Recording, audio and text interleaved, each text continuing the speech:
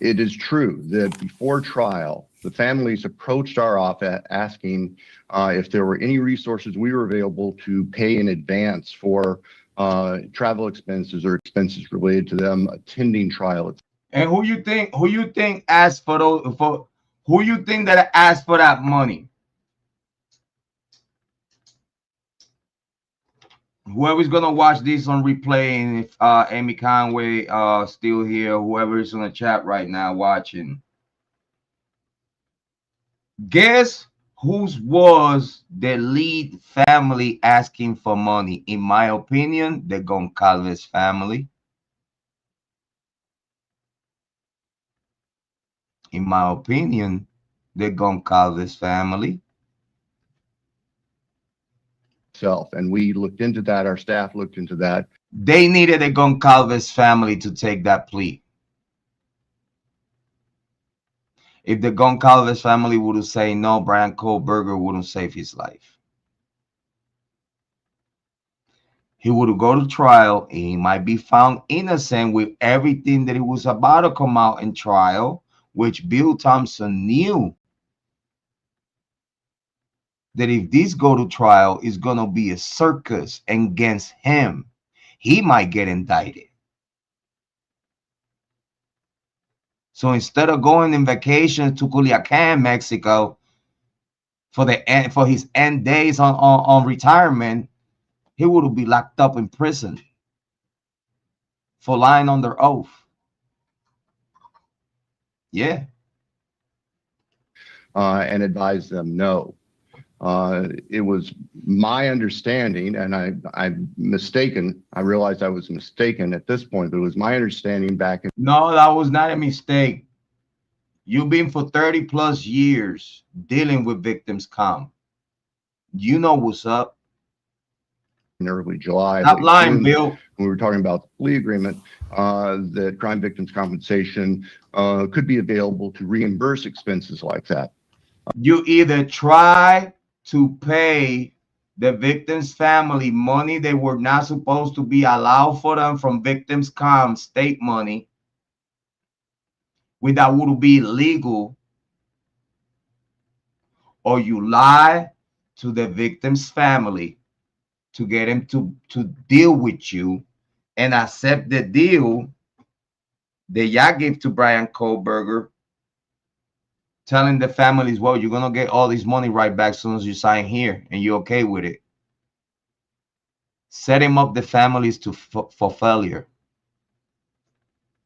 This is disgusting. Why we don't have legacy media talking about this? I now know that's not correct, and it was certainly my mistake. I will own it as far as our state of mind going into the plea agreement. So that being said, go ahead. I'm sorry. Go ahead. I'll let you finish the point on the plea agreement, and then I have a question for you about that. And I was just finishing that point, Your Honor, so this would be a good time. Okay. So it's pretty well settled that plea agreements are interpreted as contracts, which they are. I think it's pretty well settled contract law that a unilateral mistake does not relieve one of its contractual obligations and restrictions. So how can I how can I order this restitution if the express terms of the plea agreement, though mistaken understanding by the state, don't allow such extra crime victims compensation fund reimbursement? They literally asking you to do something that you know you're not supposed to do.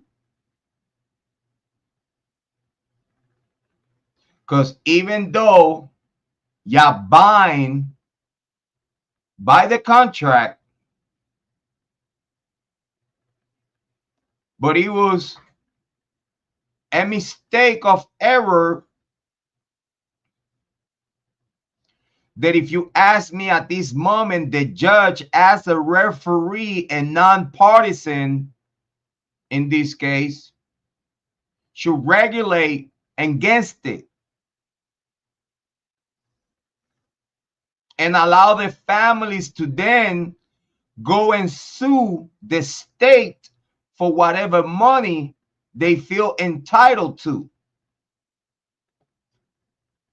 This is just a skipping state. This is just a way to give extra money that it was not supposed to be given to the families from a fund in an illegal way.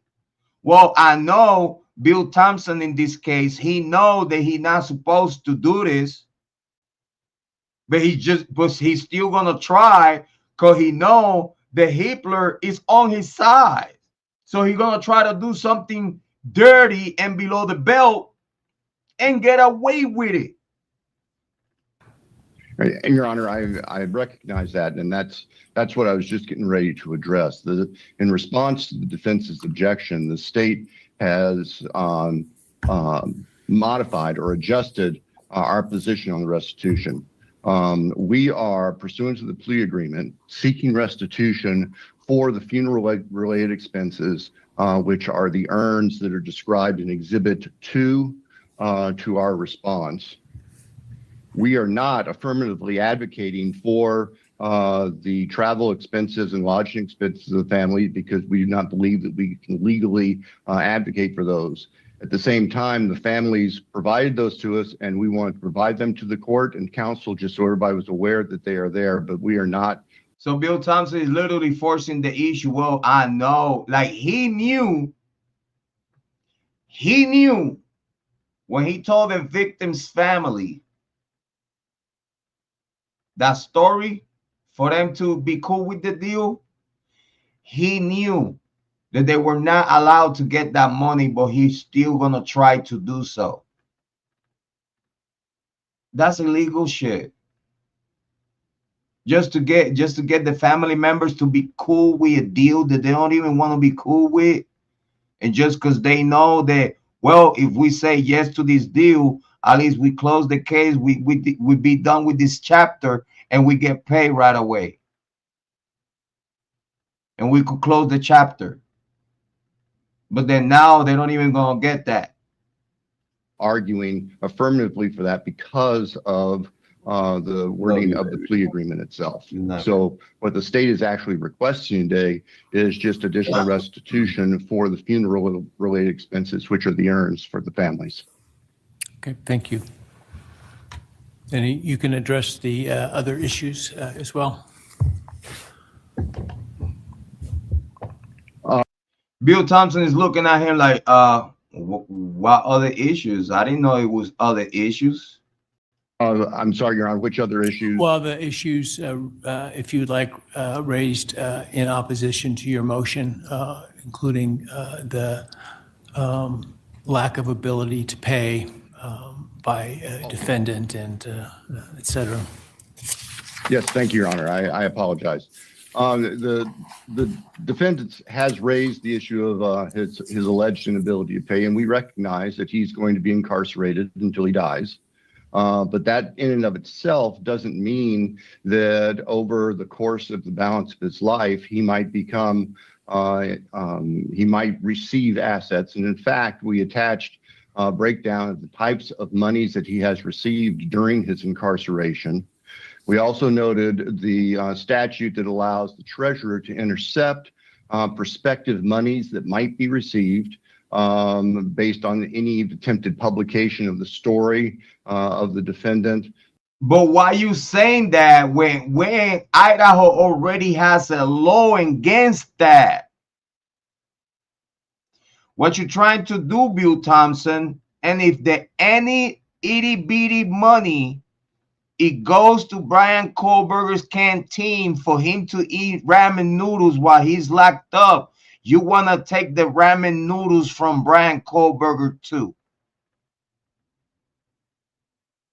Any little bit of money the Bryan Kohberger family or anyone want to donate to his canteen, you want to take that money too. So you want to starve Bryan Kohberger while he's in prison. Because do you think